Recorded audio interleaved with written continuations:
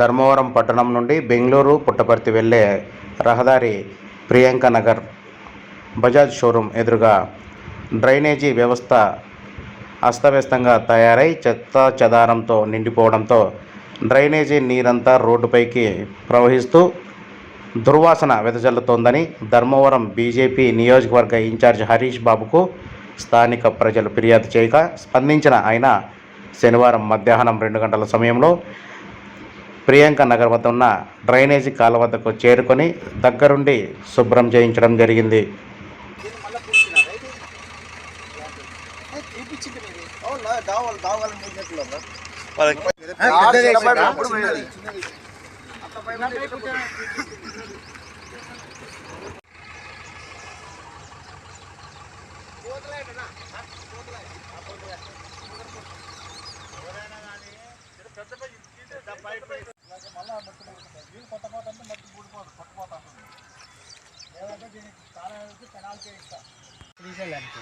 నిన్న